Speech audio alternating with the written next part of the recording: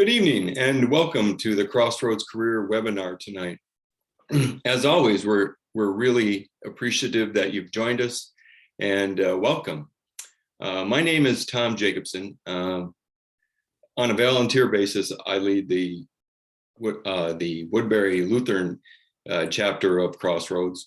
We have 3 chapters throughout the Twin Cities, but mostly right now we're online through these seminars and other opportunities that we do through these Zoom sessions. So again, welcome. We offer many opportunities and they're all free, just like this seminar.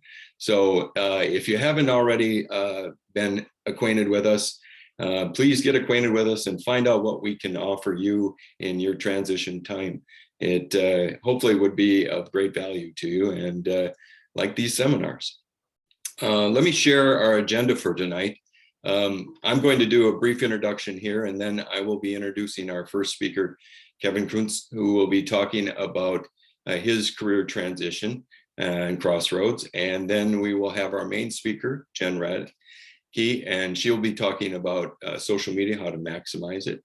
And then at the end of that session, I will be doing a brief introduction on all the things that we offer on a consistent basis through Crossroads. So stay with us throughout the seminar. We'll end at 8:30 and we'll get started here soon. So let me share this with you tonight. It is the Holy Week, and it is Maundy, Thursday, and tomorrow is Good Friday. And in 3 days, he will rise again, and on Easter, and we'll celebrate through that. But the main thrust of all that is he died on the cross for us so that we would have eternal life and could enjoy that time.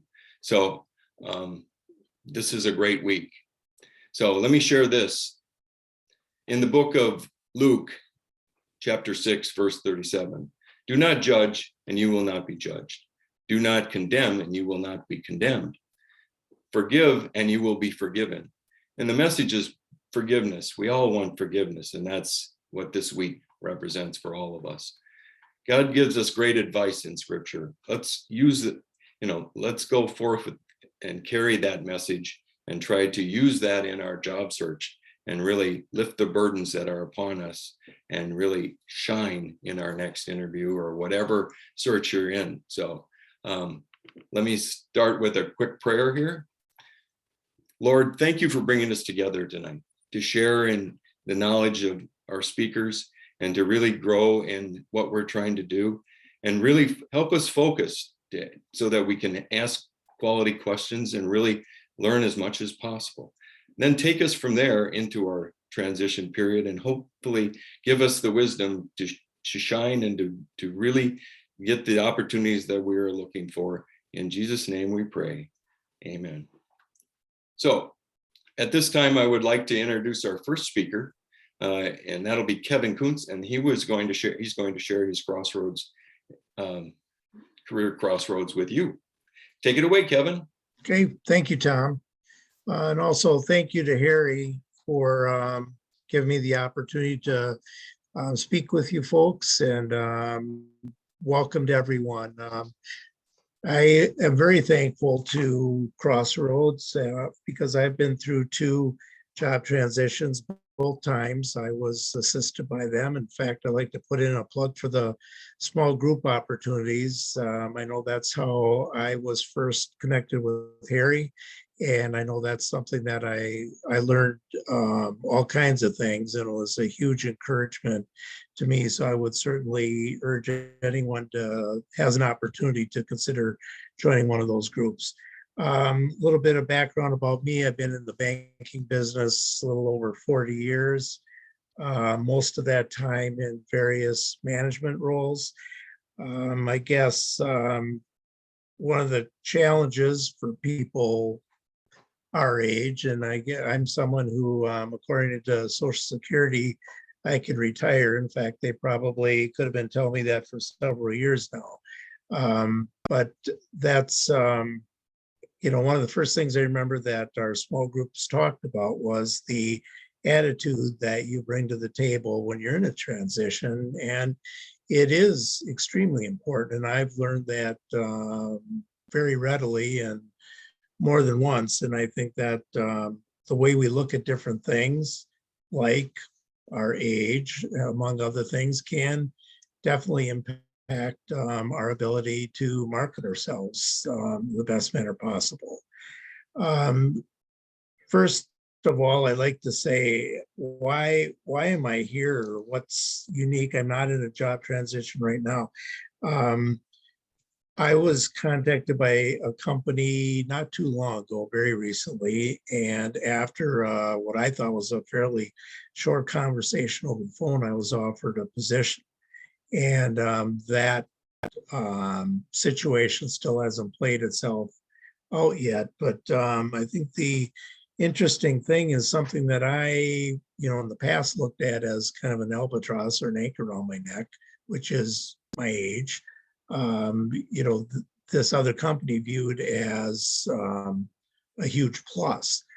And I think I remember being in my last job transition thinking, oh my goodness, my age, I have to be careful how I write things down on my resume. And I think you do have to look at your resume, but the resume is still just nothing more than, I think, an opportunity to help you gain an interview. The interview is the chance where you have to shine. And that's where you can dispel any concerns about age, because what is experience? Really, I think it's just not seeing as many things for the first time. And there's a lot of value in that. In fact, pretty recently, I hired a teller who had 15 years of experience over a much more inexpensive option.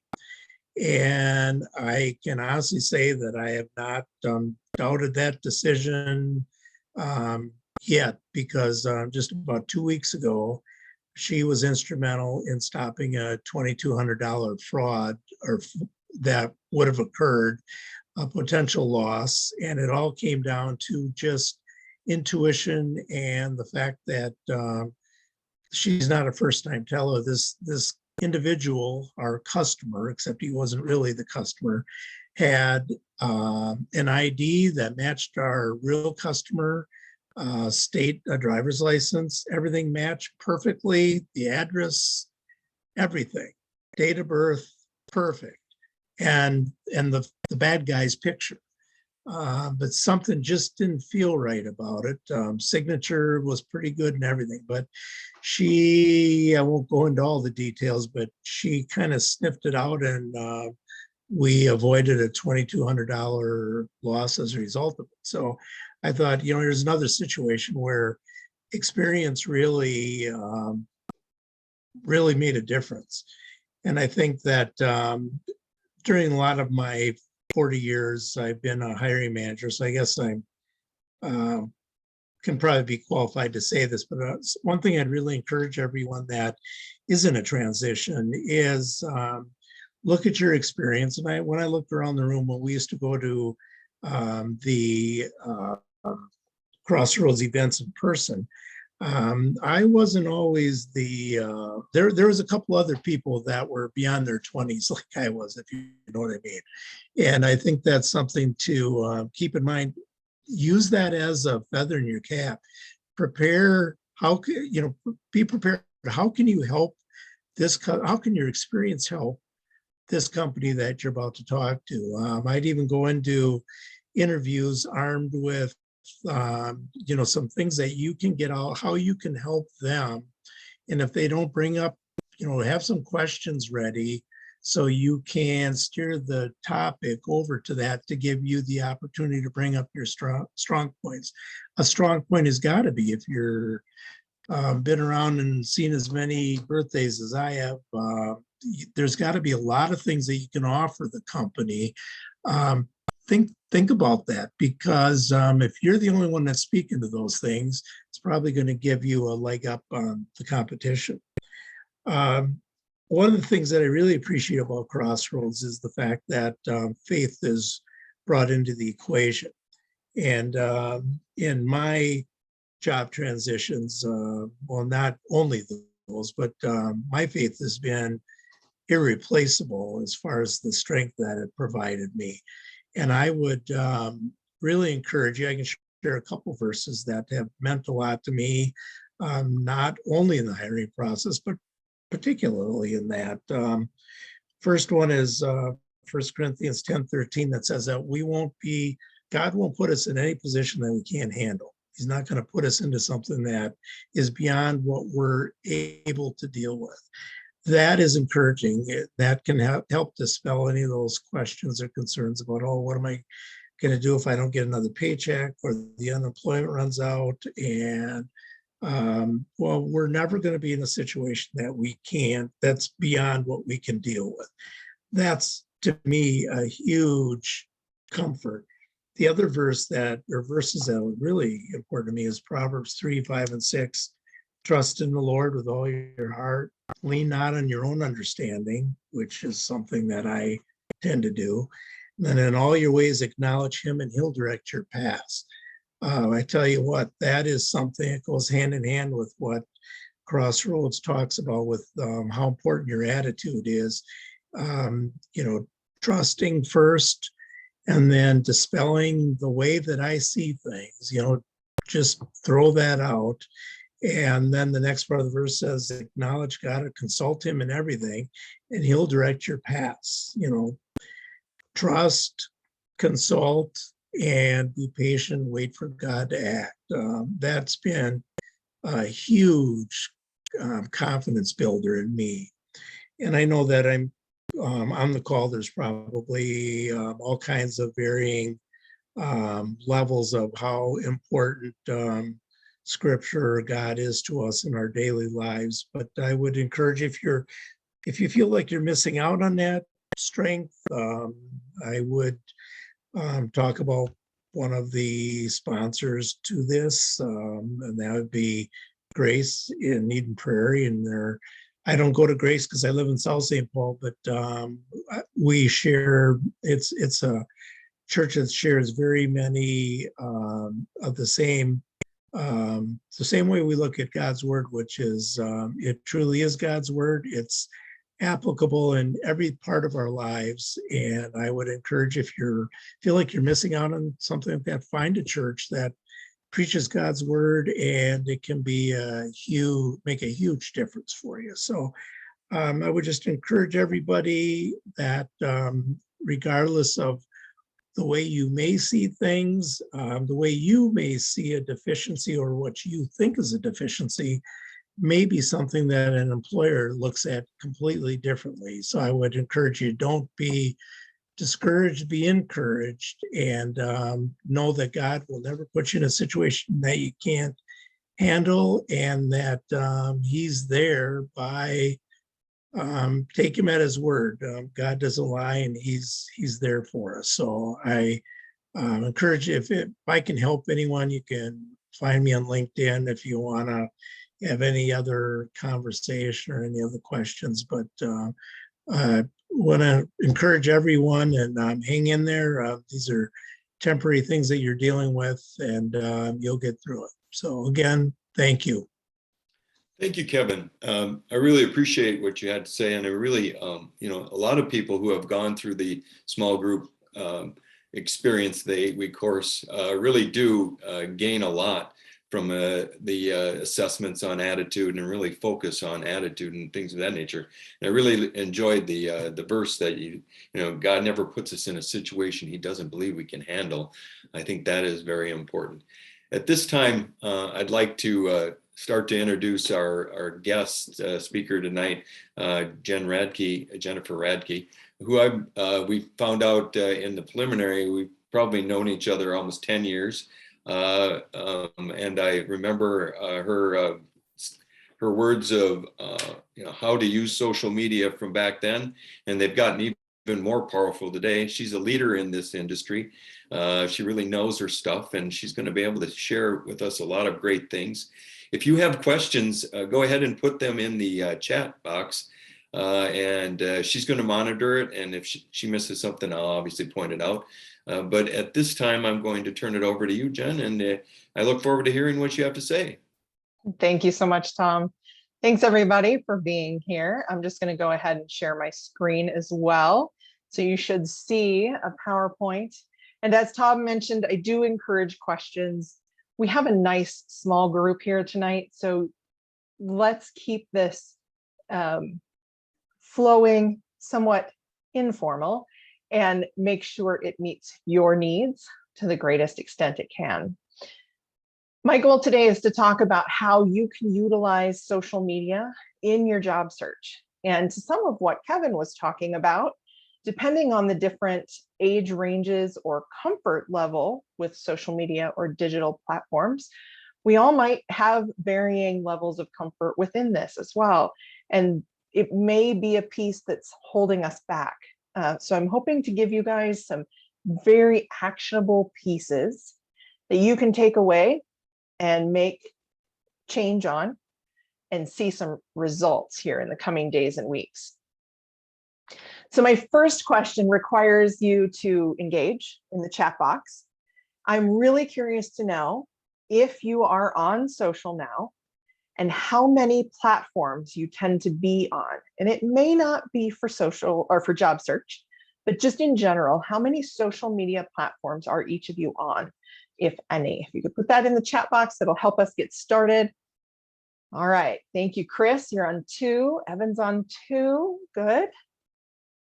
Sheila's on 4, okay, good deal. Anybody else? I know Harry's on a few. I know Anthony, we're on 2, Cecilia. Kevin's on 0. How is that possible, Kevin? You mentioned LinkedIn. LinkedIn is a social media platform. Tom's on 5. Okay, good. Thank you, guys. So I see most of you are on some form of social media. My goal today is not to tell you to go out and get on a bunch of different social media platforms. It's to give you ideas about, if you are on platforms, how you can maximize them while you are in job transition and even after you land.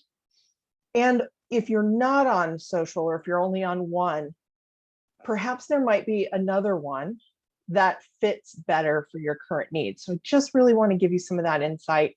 And there might be some fun little tips and tricks you may be unaware of as we go through the process. All right, so let's get to it. This data that you're seeing now was pulled in January of 2022, so just a couple of months ago, and it looks back at the last year. COVID has definitely increased the number of people that are on digital platforms, and social media being one of them. It's also greatly increased the number of people that are on internet in general across the world, as well as the way in which we engage. I share this for a couple of reasons. There's a lot of data here, and I don't expect you to memorize it all, but I want you to see that of social media users versus the population of 13 plus, because 13 is supposed to be the magic age in which you can join social platforms, 74.8, almost 75% of social media users fall in that age range, which is huge, right? It's a huge age range, but that is also a very large percentage. And also, it's important to note that of total internet users, 93% of them are on some sort of social media. So we are all over on social media, and there are reasons for it. Yes, COVID pushed the virtual environment a lot faster and made us grow in how we were interacting with others and engaging with others. But it's also important to realize that business has pushed this forward.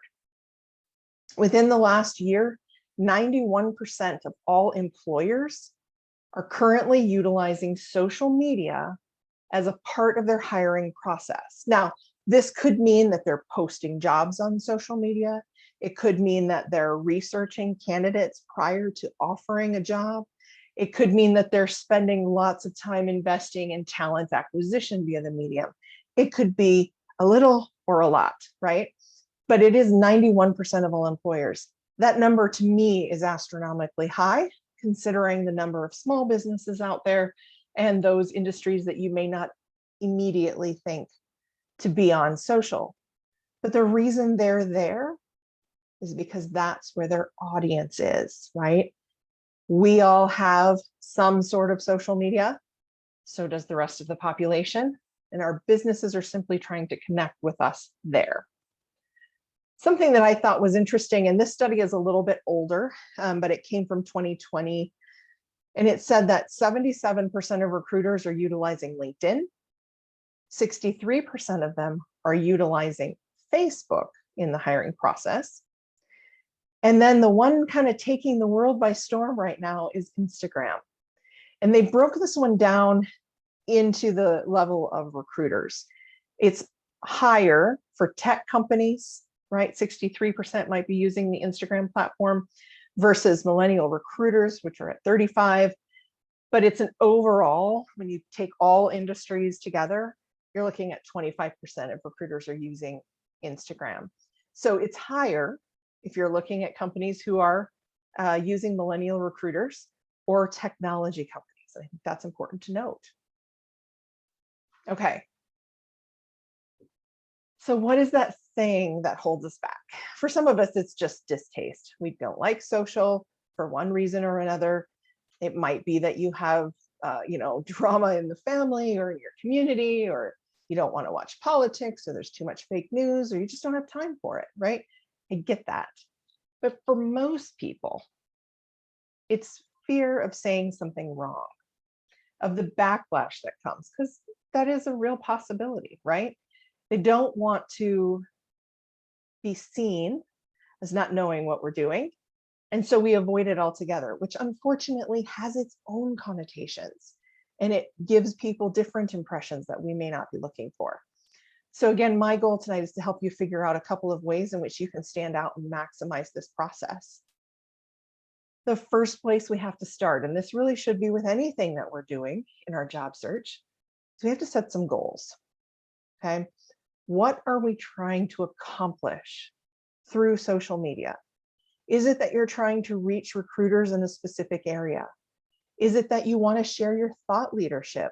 Kevin was talking a lot about, how age or experience can really be a huge value to organizations.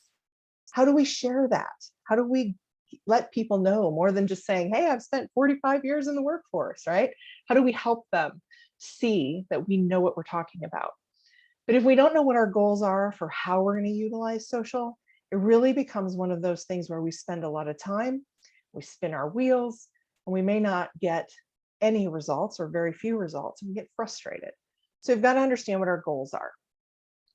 We also have to understand our own personal brand. And a lot of us struggle with this. And I do understand that part of it is situational. If you're in job transition, or let me rephrase and say, when I was in job transition, there is a pressure there to find a job, right? There's this real thing. We need to pay for our mortgage or put food on the table or handle our families, right? And not having a job, not having an income can severely impact that.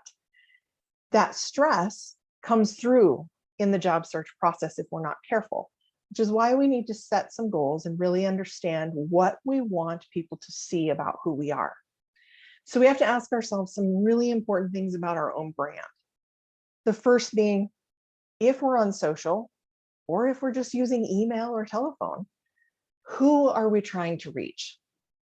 Is there a specific person within an organization? Is there a specific industry? What does that look like, right? Who are those people? Then we can ask the second question, which is, where are they spending their time? When it comes to digital media, we can find out a lot of information on the people that are utilizing different platforms. We can find demographics, we can find geography, we can find job titles, right? So we can see where they're spending time online and really understand what's happening. Then we need to look through ourselves and say, okay, I want these hiring managers or these industry leaders to know what about me? What is it that you want them to know? What are you really good at? How do you excel? What are some of the best things you've accomplished, the things you're most proud of in your career so far? And this doesn't all have to be career oriented. Are there volunteer things? Are there life things or interests and hobbies that make you a more rounded person that might add value to the culture or the environment of the organization you're looking to join? Once we've answered a few of these questions, then we can stop and think about platforms and say, okay, how do I share this information that I want people to know? And in what kind of content format, right, is the best for me to share that experience or that information? We were talking just a minute ago about how Instagram is now a platform where recruiters are going, and they're growing their majority of them in the tech industry. Well, that's great because you can show visual images, either images, still, or video on Instagram in a way that can show your technology background, your knowledge, your interests, right? What your skill levels are. And it might be more difficult for somebody in accounting to do that very thing, or someone who is a truck driver or a property management person, right? So there's a lot of different things that we've got to think through in this process to really understand how we show up online. We should also stop for a second and figure out if this is where people want to engage with us. And that I bring home with some of the platforms that are a little bit more relaxing or friends and family. Not everybody is comfortable talking to a business on Facebook, right?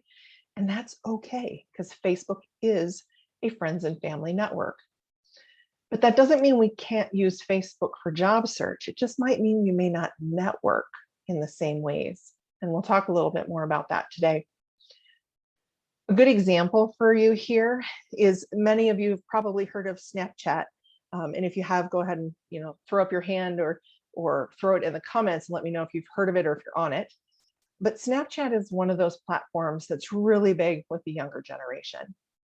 And a few years ago, I met a group of marketing professionals at the Mall of America for dinner.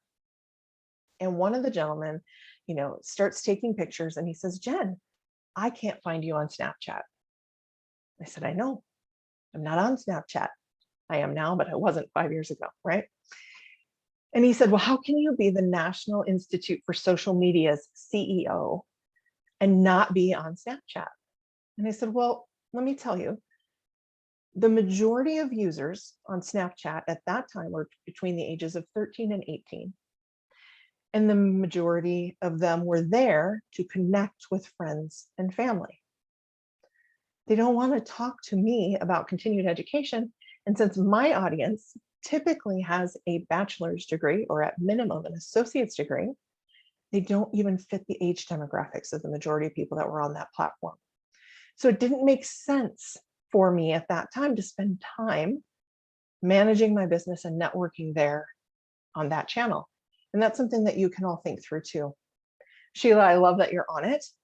And it's interesting then for you to be able to stop and think, okay, what brands are here? Do I ever engage with them? And would I want them to engage with me here? And those are some of those questions we ask ourselves as we're looking through our social platforms and where we want to spend our time. Your online brand is being built, whether you nurture it or not. So if you're not spending time there, that is saying something to the hiring managers. Okay, let's talk for a second about focus. This is a pet peeve for most people regarding social media. They just don't know where to start, or they struggle to narrow down the amazing things they've accomplished in their life out of fear that that may pigeonhole them into a career that they're not necessarily sure they want, or it might lengthen the amount of time between today and them landing their next job opportunity. Those are valid fears. I get that. What I'm going to encourage you to do, though, is to focus in on what job you really want. Because the clearer you can be in that message, the clearer it can be received by somebody who's looking to hire. And that can help you expedite the process. If you're trying to speak to everyone at one time, the message is often diluted. We all know that. We've heard that a million times, right? But it is the same thing when you're on social media platforms. So we need to focus in. We need to figure out if our audience is there, if we can create content for that platform. I really encourage you to consider the more dominant platforms in the industry. There are more than 3,000 social media platforms worldwide. Some of them are relevant to the work that you do, some of them are not.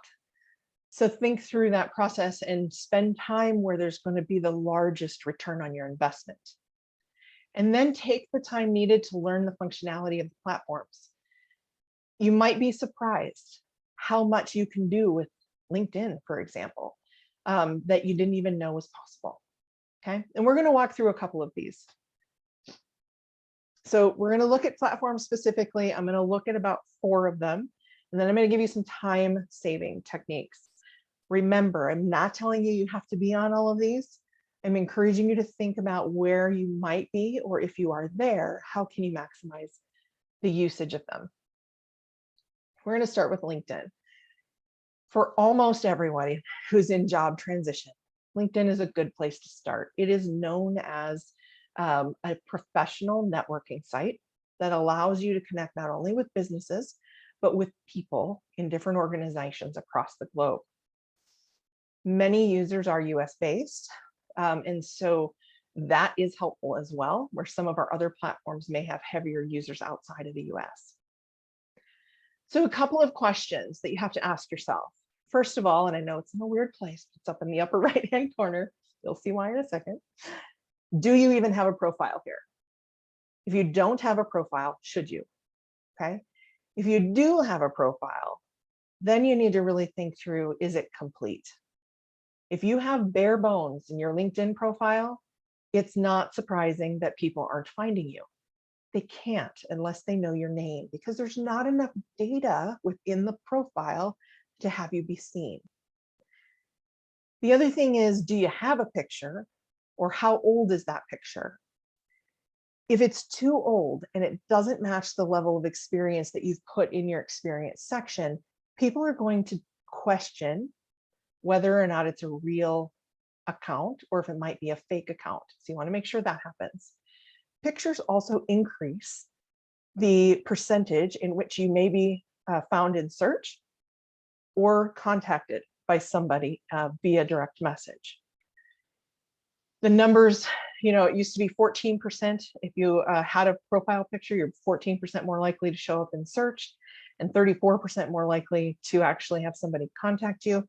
These numbers may have changed because those numbers are a couple years old. This is an example of mine. As you can tell, I utilize my profile quite a bit. In the center across the big, long image, that's called your header image, I've even branded it for my business. You don't have to do that. You can put something, a picture of our outside, not so beautiful snow that we're getting today. You can put something that's relevant to your industry, as long as it's a photo that you own or that does not have any copyright on it. It's a free use photo. You can put something there. Your headshot should be clear.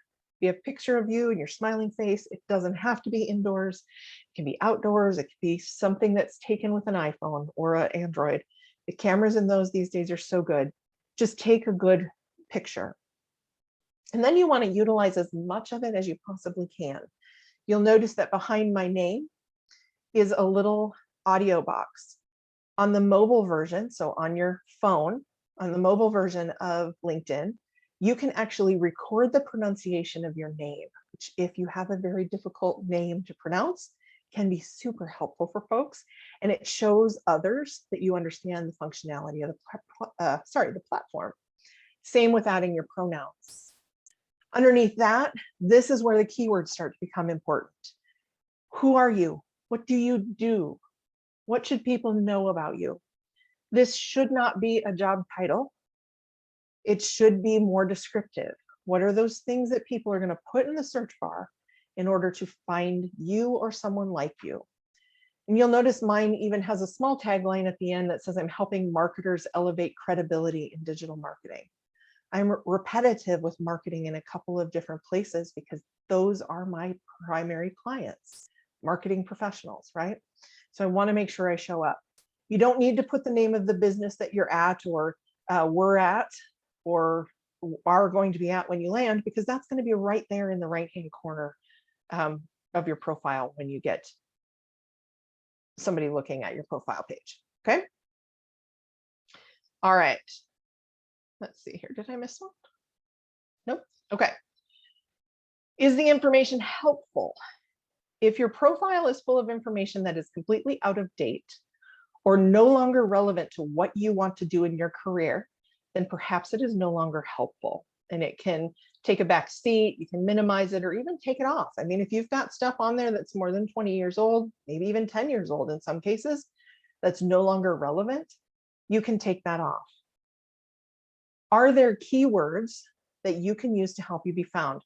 One of the little tips or tricks that I give people often is to use this website. This is just a screenshot of tagcrowd.com. It is a free site. What I encourage you to do is go to Indeed or a job board of your choice, find 8 to 10 job descriptions that when you read them, you're like, yes, this is perfect for me. It doesn't even have to be located in your geographical area or be remote if that's what you're looking for, because right now what we're looking for are words, right? In this particular example, I went out and I looked for project management job descriptions in the healthcare industry. Okay, I found about 8 of them. I copied and pasted them into a Word document, and then I cleaned them up a little bit. I took off the things that said, you know, required 4-year bachelor's degree, because I don't really care about those words. What I care about are the words that they use to describe the company and the person that's working there and the job that they're going to be doing. Because then when I hit visualize, what comes up, the largest here, to no surprise of mine, was project management.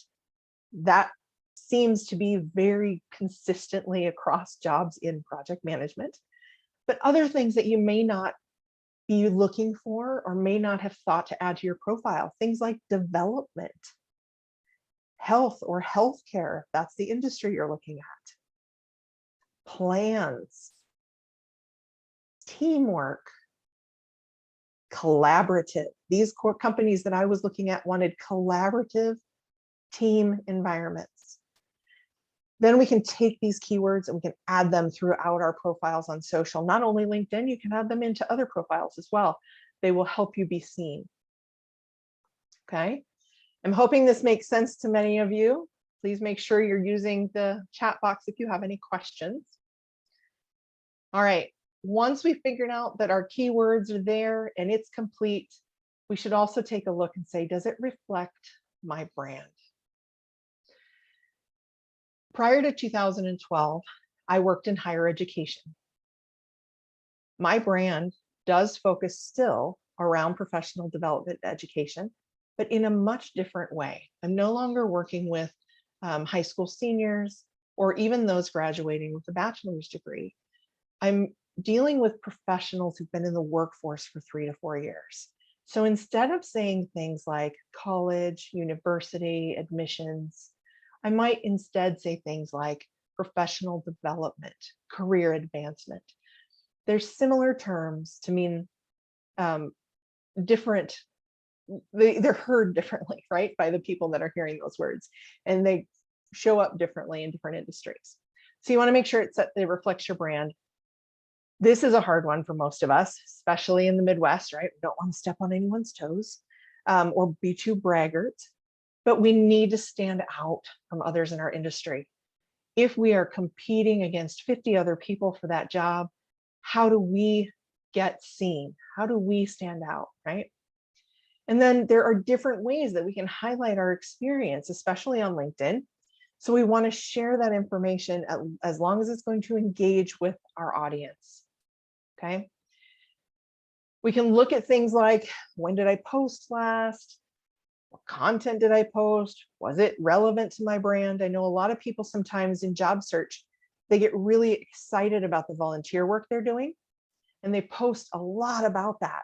And they don't balance it out enough with the industry in which they want to work. And now they're getting a lot of opportunities to come work for a nonprofit similar to the one in which they volunteer. And some of that is the confusion of the message. It doesn't mean you can't share information about your volunteer work. In fact, I would encourage you to, it's part of your brand, but you need to make sure that you're balancing that out with industry specific information. Okay. Oh, sorry, here's some images I wanted to show you. On LinkedIn, there is a featured section. And if any of you are freaking out because I've had black on the back of my LinkedIn images here, you can actually change all of your social platforms into what's called dark mode.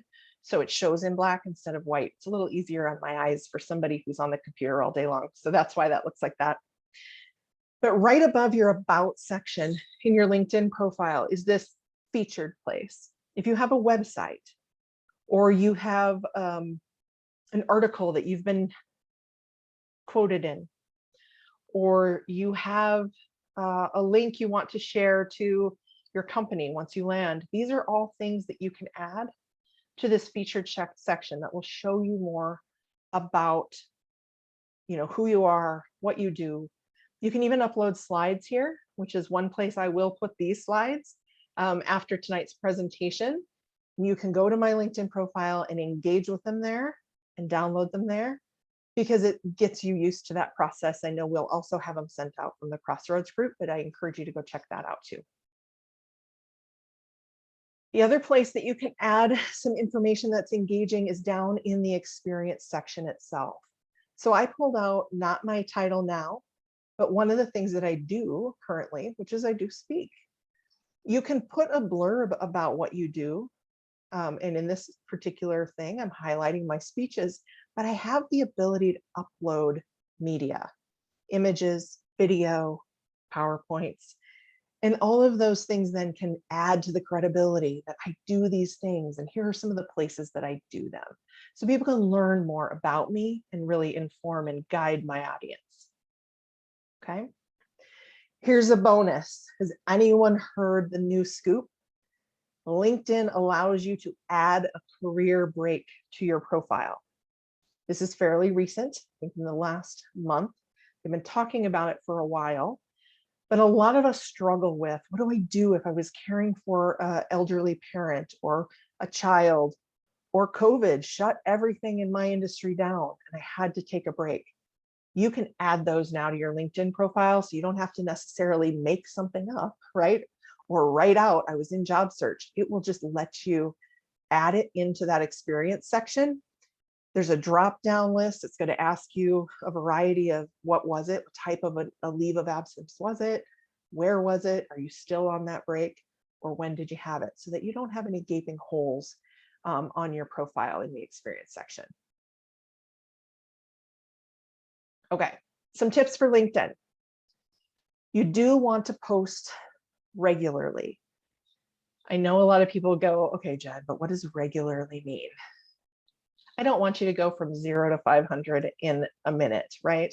I want you to take a look at where you are today and then add to that. Ideally, to stay in front of your audience, you should probably be posting something 3 to 5 times a week. This allows you to stay current. Not everybody's online when you're online. Not everything that you post is going to be seen by everyone you're connected with. So if you're sharing regularly, it's telling LinkedIn, first of all, that you still have a pulse and you're interested in engaging with the platform, but it also allows you to slowly build up that audience who sees your posts and the content again. So you need to do that. But even more importantly than that is that you should be commenting on other people's content. It's a great way to share your expertise without having to come up with the post yourself. If someone else in your industry shares an informational article and maybe it's a top 5 list of things to do, which one was most valuable to you? What's something you've done in your career? What do you disagree with politely and why, right? So there's a lot of different ways in which you can comment on other people's posts and keep that seen and help build your thought leadership. You can post job opportunities. There might be some within your industry that you see that might not be a great fit for you. So why not share that with other people? And then when you land, share your organizations. Organizations today are looking for employees who can help elevate their brand. And this is one way you can do that. That's pretty easy. Invite people to come and work with you, right? Share your thought leadership. Tell people what you know. Share it via written text, video, put up an image and describe what's happening. You can do polls, ask questions, get people engaged.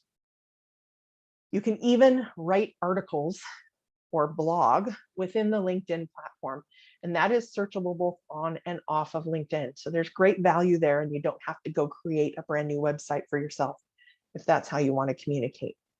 And there's a variety of ways that you can do that. I encourage you to connect with industry professionals. Who are those folks in your industry that you admire? Who's moving forward? Who are those movers and shakers, right? Who are those potential hiring managers that don't know you yet? Look for those. Talk about current trends. Make people understand that you, especially if you are a little bit more experienced, you're not asleep at the wheel. You know what's changing. You know what's happening. Today, the big news in the social media world was that Elon Musk put in a bid to buy Twitter. You better believe I opened up a poll on Twitter about that to talk about whether or not people thought that would be a good idea, right? It's industry trends. It's happening now. Share about that. And then once you land, talk about the culture of your company. If somebody else is talking about the culture of their company and you want to work there, perhaps you engage with what's awesome about that, or how you've seen that in other organizations, and the value that that's brought. Okay. Use a give versus get mentality. And this is a hard one for a lot of people because we're trying to get a job, right? We want to get that job. So we're trying to take informational meetings and take connections. But when we do that, we seem desperate and people don't really want to talk to us. If instead we give information, we share ideas, we lift people up, then people want to talk to us, and we may be able to get some of those pieces down the road without even realizing it. Okay. All right. Anybody have any questions specific to LinkedIn before I talk about a couple of the other platforms? All right. I'm not seeing quite yet, so I will keep an eye out, but I'm going to talk a second about Twitter. I know a few of you had several platforms. Is anyone here on Twitter today? You can throw that in the comments or put a hands up in on your participants page. Sheila, yes, okay, great. I know Harry, you are. So there's a couple of folks here. I swore in 2012 when I transitioned from higher education that I would not tweet, that there was no value in it for me. I did not care what the Kardashians were doing or what anyone had for lunch, right? That was my view of Twitter. And for a lot of people, unfortunately, Twitter has become that view. What I found though is that if we know how to use it or why we want to use it, we don't even have to see some of that other stuff. I am now on Twitter as much as I am on LinkedIn. It is back and forth depending on the month. One of my top lead generators for my organization, LinkedIn and Twitter are tied usually. And the reason is because I have intentionally gone out and followed people that are interesting to me and valuable to me and the industry that I'm in, which is marketing and social media, so technology and digital marketing. So again, it comes back to understanding your goal, completing your profile, because if people don't know who you are and what you talk about, they're not going to want to engage with you. The one thing that most people get stopped on is hashtags. What in the world? How do I use them? First of all, you don't have to use them on Twitter, but if you are going to use them, how can you use them strategically in a way that gets people interested in the content? There are a lot of industry-specific hashtags or event hashtags that can help you connect with people who are doing things that you are doing, and really helps extend that conversation. If you're going to talk about someone else, do you know how to tag them in that post? Because if they don't know you're talking about them, chances are they're not going to see it. I've told people, I love it if you tweet about me, but please put @𝙈𝙗𝙾 in that, because if you don't, I won't see it. And I am perhaps somewhat narcissistic, but not enough to go search for myself every day to go see if someone's talking about me, right? You need to kind of let me know by tagging me in that information. Think through what's important for you to share, communicate with other people, and do that. Twitter is a conversation platform, so it does require engaging in conversation. But that's also a nice thing, is the pressure drops. LinkedIn, we want to be all buttoned up and professional, but on Twitter, we can be more of who we are and share ideas and information. Yes, there might be trolls out there, but you can ignore that. And when you build a community around you, they usually squash those trolls before you have to. Okay. Very similar tips here. If you're going to be on Twitter, use images that are consistent with your brand. I encourage a headshot that is the same on LinkedIn if you're on LinkedIn. I actually use the same headshot on all of my social platforms. Sometimes the only exception in that one is Facebook. If there are certain times of the year that I will put something different on Facebook because it is meaningful to me. So for example, later this month is my father's birthday. He's no longer here with us on this earth. I will change my picture on Facebook to remember him. And I do that briefly, but it doesn't confuse too many people because I don't talk business as much there. Ways you can use Twitter is you can follow those people you want to talk with. Like I said, I don't follow the Kardashians or people who only tweet what they had for lunch, because those aren't people that I want to engage with. I want to engage with those people who are in the business world, in the education world, who are in marketing and care about effective and ethical marketing practices. It is important to respond to people in a timely manner. So if somebody does tag you on a social platform, you should know about it sometime in the next probably day, not week, right? So that you can respond and engage. Try to start or join conversations. Similar to the example I gave earlier, I put out a tweet about Elon Musk's proposal to buy Twitter to try to start a conversation.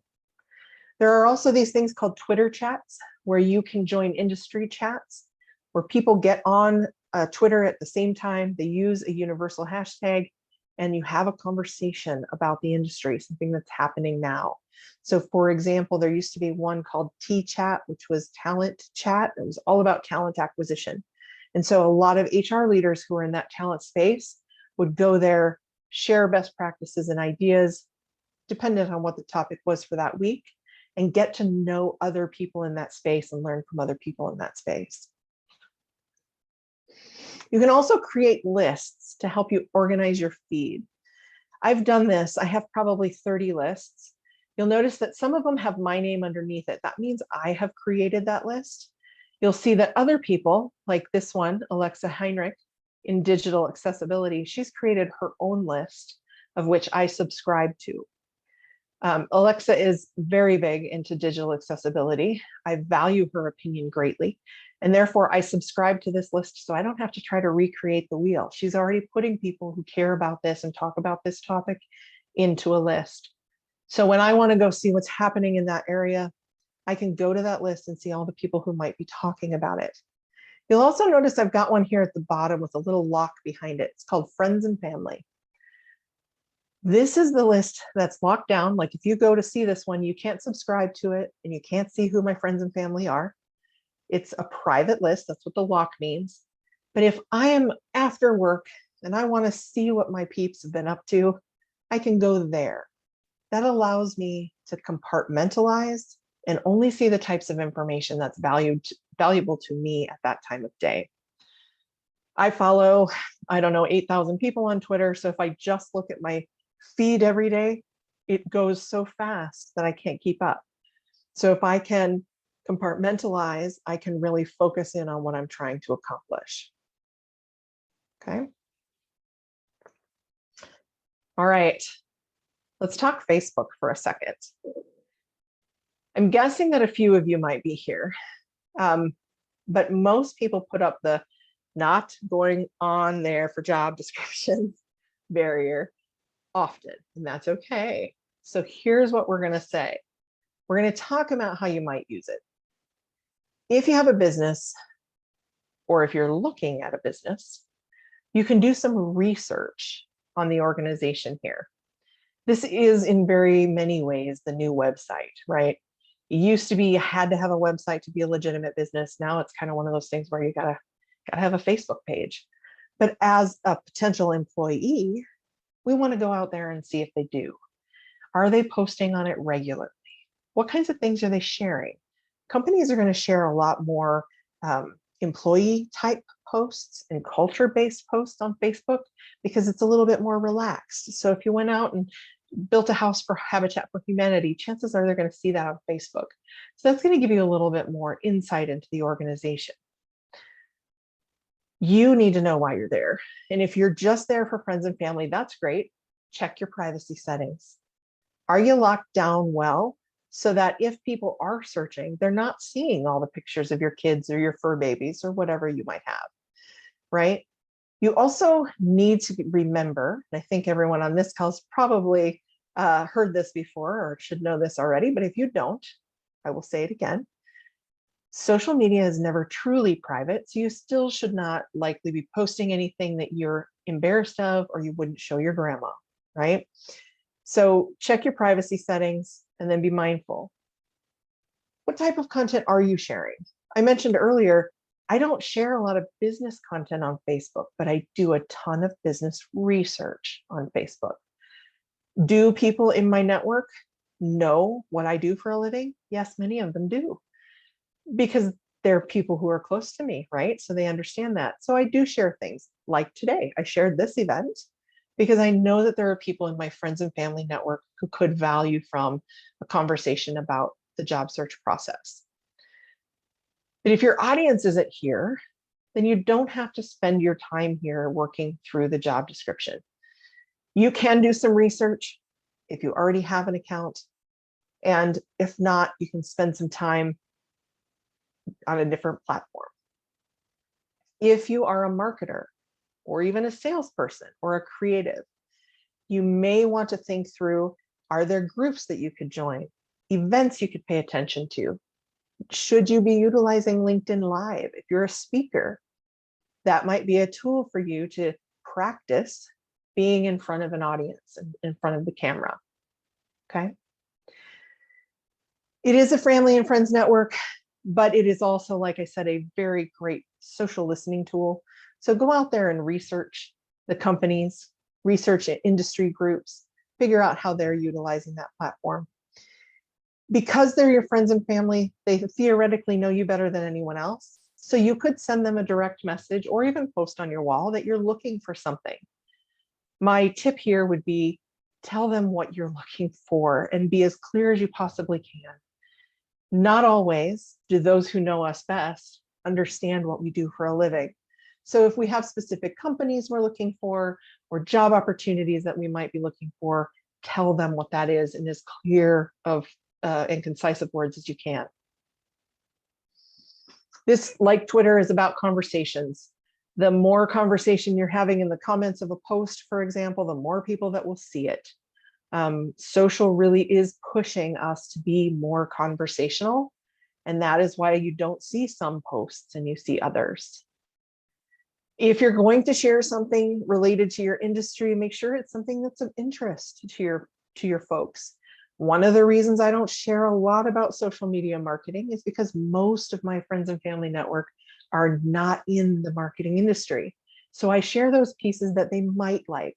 For example, we did a webinar a few years back about how to take the best pictures possible with an iPhone, right? That got a ton of interest in my audience because most of my friends and family have a mobile phone. Many of them are iPhones, right? So they wanted to know that, how do I take that perfect picture? So make sure you're posting things that can engage people. If possible, vary up your content. Not everything should be a long written paragraph. Maybe a bullet point will work, a picture, a video, a meme, or a GIF will work as well. All right, I'm going to touch on Instagram. I'm not seeing any questions yet, so I'm going to touch on Instagram. Instagram is highly visual. So as we talked about earlier, if you're in a highly visual or creative space, this might be a place for you to play. If you're not, be careful. I do know a lot of people said to me earlier last year, maybe it was the year before, kind of time kind of filters away with all of the COVID stuff, but they said, oh, I'm leaving Facebook. I hate it so much. I'm going to Instagram. I don't like Mark Zuckerberg, so I'm going to Instagram. Please know that Facebook, or Meta, Mark Zuckerberg, owns Instagram and WhatsApp. So you're not getting away from him or his evil doings if that's your goal.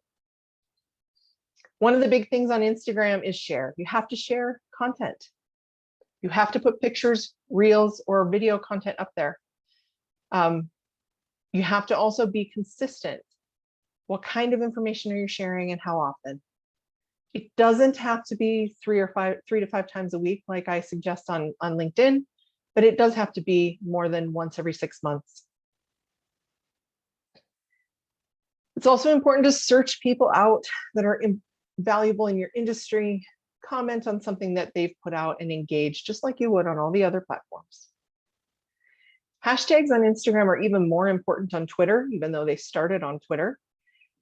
Here, the more hashtags you use that are relevant to your content, the more likely it will be that people outside of your immediate network will see you. And that, if you're looking for a job opportunity, is very helpful. You want people outside of your immediate circle to see you. So research, even Google it, right? And see what some of the hashtags are for your industry. So what are these massive hashtag things? These things simply allow you to get involved in real-time conversation. What I tell people is to think of them like a search tool, okay? You can monitor a keyword or a phrase. You can tell people that your content is about something specific, or you can tell people about an event that you're at. One of the things that I do a lot if I go to conferences is I use the event hashtag, because then I can have conversations with people who are in different event rooms or who might be grabbing coffee, and I can connect with those people because we've tweeted about the same thing. I can use hashtags to do that. Very similarly with Instagram, you can connect with people at events or who have an interest in the things that you have an interest in. I have 2 high school swimmers, so I oftentimes will post things about high school swim or swim and dive. And I have connected and had conversations with other parents from around the country that have those same types of interests or backgrounds. Okay, so it allows you to search and find or monitor a keyword or phrase. A lot of companies will also use a hashtag for their company name. So you can search for that. You might do something like hashtag social media, or hashtag IT jobs, or hashtag job search. Please note when you're doing that, regardless of the platform that you're on, you're getting all of them. They're not going to be sorted by location. So you might try IT jobs and the N, all one word with the hashtag in front, and see if there's anyone using that to be specific for Minnesota jobs. Okay. All right. If you have questions about any of the platforms, feel free to put them in. But I'm going to spend my last couple of minutes here chatting about time management, because this is something that can be really overwhelming. People can say, okay, you work in social media, Jen, so I know you spend all of your day on social. That's not actually true. I run a business, so I can't be on social media all the time.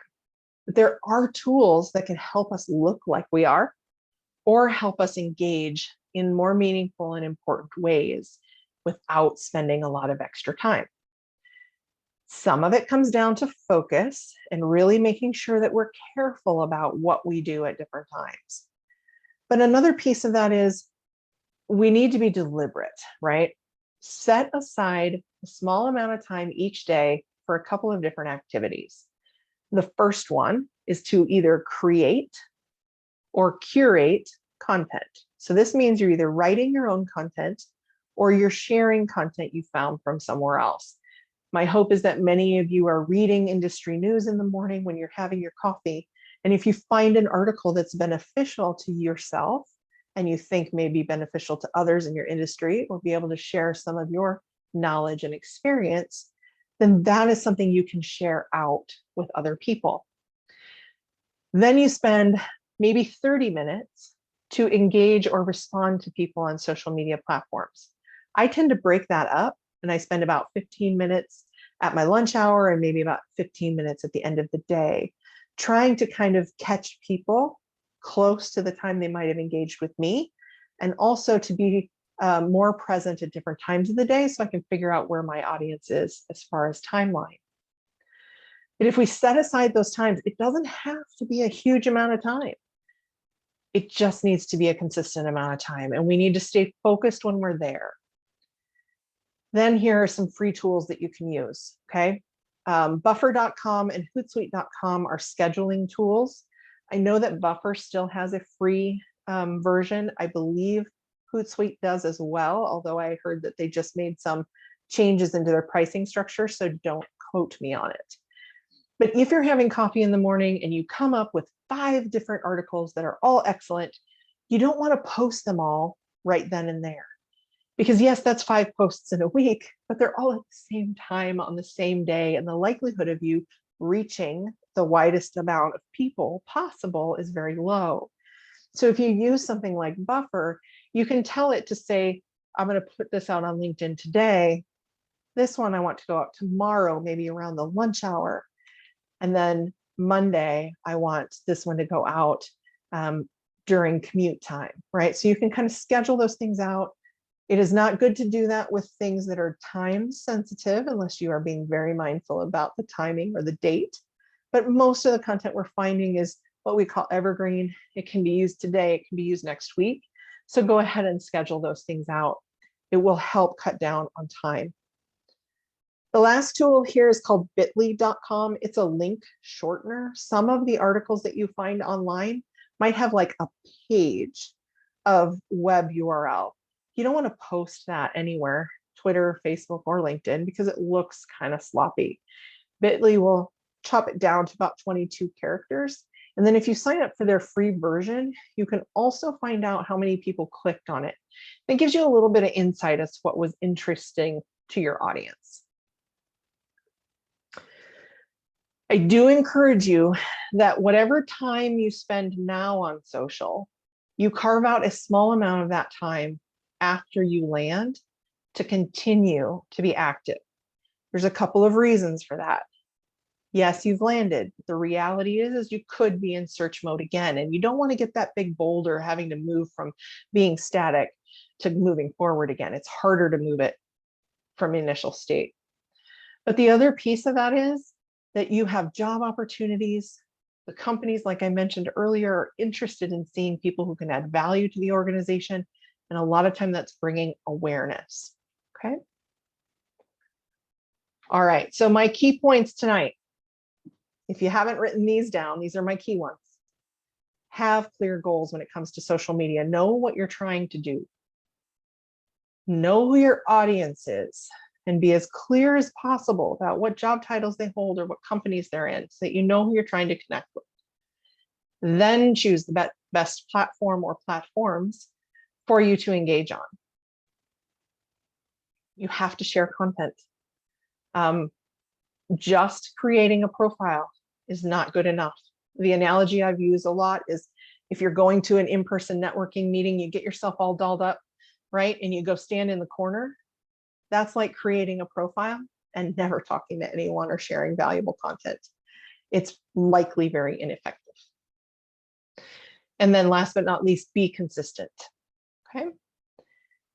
This is my contact information. I encourage you to reach out to me if you have any specific questions that we don't get answered here today. If you want to know more about the National Institute for Social Media, you can also find information there. But I really encourage you to take advantage of the platforms you are utilizing, maximize those platforms, and engage with folks so that you can help find your next job. Let's see, there is a comment here.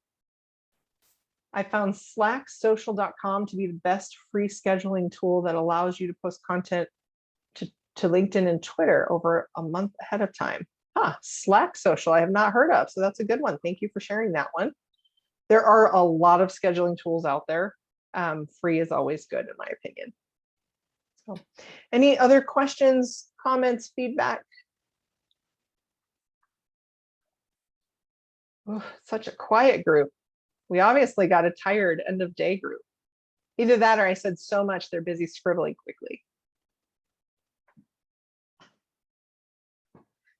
All right, I'm going to stop sharing. As I mentioned, I will put the slides up on my LinkedIn profile, and I'll make sure that Harry and Tom have them to send out to the group as well. Thank you guys for having me here.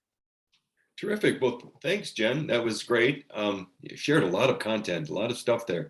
The one thing that we hear consistently from people, though, is once they land, they always start to slack off on the posting and the doing the different things, and even networking to some degree, and staying active with their network. And I know from experience, you know, multiple times in transition, you can't do that, and that's something.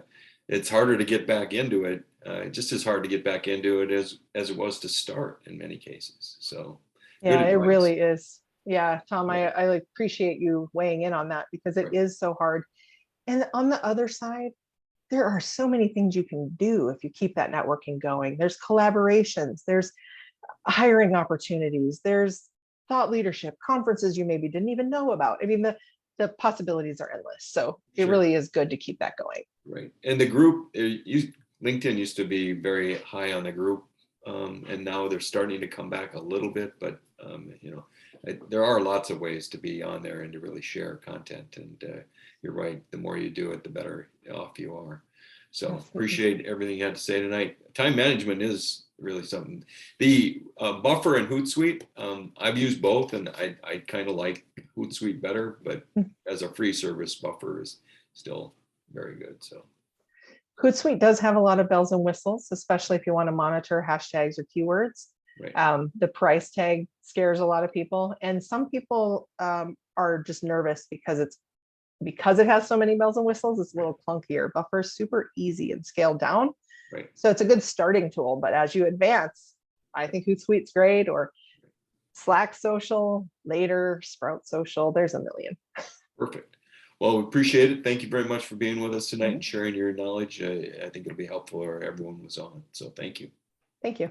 So, okay. Well, right now I'd like to share with you a little bit about Crossroads. So just give me a second to, actually now I've done the wrong thing. I should have shared first.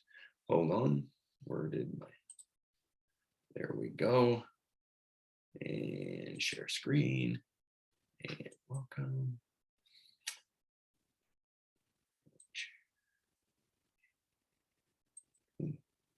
Eventually, I will get get this up so I can share it with you. So welcome to Crossroads and what we offer here at Crossroads. We offer a lot of content and things for free. One of the things you'll get for free for attending tonight's seminar is this book on how long, oh Lord, how long, and it's a devotional book on you know, what it's like, so that you can use this in your job transition, and hopefully you know, have a little help from the spiritual content that you will be working on a day-to-day basis. So enjoy, and hopefully this is useful to you. If you haven't already been familiar with our website, please go on and check us out. We have many things available on mncrossroads.com. You know, there's job postings, there's assessments, there's all our seminars are available. There's other things that you'll find, and I'm going to talk about. There's events, and so check us out. There's many things there. It's links to other sites. So there's many of things that can be found, and the more you explore it, the more you'll find. I found, at least. So give it a try. There's lots of tools there, and I think you'll find most of them useful. Like I had indicated earlier, there are 3 sites of Crossroads. When we start to go on site, in addition to our online webinars through Zoom, you'll they'll be at these sites, obviously Grace Church and Eden Prairie was our original. The Woodbury Lutheran Church in Woodbury is the site that I work with. And our newest one in North Heights, at North Heights Lutheran Church in Arden Hills, excuse me. It's our newest site, and obviously one that will be up once we go live again in person. Weekly opportunities through Crossroads. If you haven't already heard or been to one of our Networking with Grace sessions, please check those out. You can check them out on the website. They meet every Thursday morning online. Wes Tang and Wes Roper lead them. They'll help you with everything you need to do from a market or from a networking standpoint. They're really good at facilitating and help you in that way. So check that out. I think you'll gain a lot from Networking with Grace. One-on-one coaching.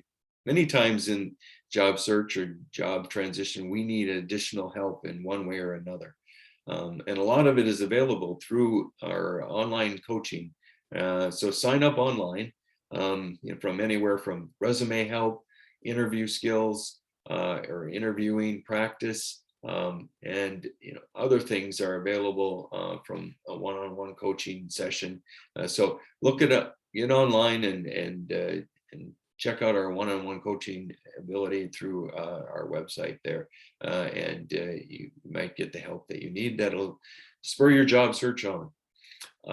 Many times through transition, we need even more help than just some coaching. So if you're in that position and you would like a little help through prayer and support, a little soul care, as the slide says, the people there who are very willing to help you through prayer. So sign up and you'll feel the help that they can give you on a consistent basis. So try us out, try the job transition prayer support group. So online classes, Kevin talked about it a great deal. I am a big believer on the online classes.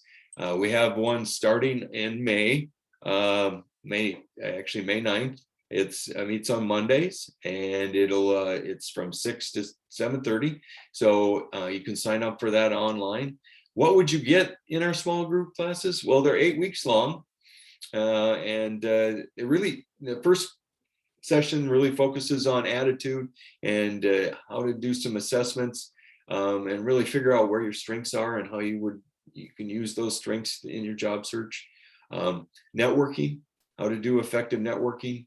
Targeting companies. That's one of the big things now, is really which companies do we want to work for, and why are they important to me, and how can I facilitate getting to network to them? Those are important things. So those are really the types of things that 1 week session will be about. How to do your resume. Resumes are always the biggest topic when we're doing coaching, and we have a whole week on resumes and how to really focus your resume in a way that's ideal for your particular job search. So resumes. Interviewing, we talked about we talk about interviewing, how to interview, what types of things you need to be prepared for in interviews. We talk about assessments in that area, so what questions, all those types of things. And then if you do land a job, how do I negotiate the right things in my job? That's a good, we focus on that in the small group classes. And selecting. Most of all, one of the things that I found about the small group classes that has been very valuable, and I hear a lot through testimonials, are how the groups of people were encouraging, how people would work together, how they would practice together, how they would really focus on keeping each other up and down and through the ups and downs. So light accountability is one thing that we also need in some cases, and these small group classes would do that through the peer interaction, not necessarily someone asking you if you made it your list and checking your list and make it twice, but really the peer interaction where you're trying to find out what other people are doing and what you can do more effectively. There's a lot of that. and the moral support. I mean, that's really the important part. Many of the people that talk about small groups really talk about the friendships they've made and the friendships for life. And one of the things that I found that some of the people that I've met in transition are some of my best friends today. So I really think that, you really find a lot through our small group classes at Crossroads. So sign up now. We have one starting in May, and I think you'll really benefit from them if that's what you need. We talked about it today, and social media is a big part. Well, we have our own LinkedIn group. They're all people who are in our LinkedIn group who probably gone through transition or understand transition and really want to and can help you in a lot of ways. So join the group. All you have to do is type in MN Crossroads in the career network in the search bar and click, and you'll go right to our group and ask to join. And you'll find that there's over 2,000 people in that group that may be able to help you. And beyond that, we post a lot of things in there about what's current. There's articles, people are answering questions about job search. So it's a real interactive LinkedIn group. We're all around job search and job transition. So check that out. I think you'll find it valuable. In addition to tonight's seminar, you can watch many other seminars. We have them all online on our YouTube channel. And you can check that out through our website. You can find where our different videos are and who's been speaking here. Jen's will be posted soon, within the next couple of days, and you'll have access to that. And she's offered her slides. I don't know how that'll work, but Harry will take care of that. And if you don't know, Harry is in the background at 𝙈𝙖𝙭, who is the leader of Crossroads, Minnesota, or MN Crossroads. And he makes everything go, and he's behind the scenes tonight, helping me out. So we couldn't do it without him. So thanks, Harry. And he'll take care of making sure that Jen's presentation is posted up on our YouTube channel. So check that out, and check out all our previous ones too, because there are some really good seminars out there that you might benefit from. Additional resources. One of the biggest things and a big supporter of MN Crossroads has been 𝙈𝙘. They've been there throughout the years, providing resources and helping us reach and help people in a way that's been possible only through their help. So we do thank them. And in addition to that, their help, they're also providing financial classes, seminars that are on each month. So check those out. You can sign up for them also on our website. They're very valuable, and they can help you in a lot of times through our transition periods. We have a need for a little of financial assistance and tools and tips to help in that regard. So these seminars can help in a lot of ways. So check those out. 𝙈𝙘's been a great partner, and they're there for you if you need them. So through these seminars. So it takes a lot of people to make Crossroads run, and these are some of the volunteers that we have that make up and really do the things that we do on a consistent basis to help people through their transition period. And if so maybe someday if your picture will be up here too. So we have many volunteers that really have focused for years and years on helping people in this regard in transition. So check that out. These people make everything go around through Crossroads, and it is a pleasure to be associated with them. So I really encourage you to, if you see one of these people, give them your thanks. In addition, if you haven't a church home and you're in search of one, we do have, you can attend in person, or you can stream online. Each of these churches have a website, woodburylutheran.org, northheights.church, and grace.church. Check them out. You might find you found your church home by just going on and checking out what's available. and going and visiting or streaming it online.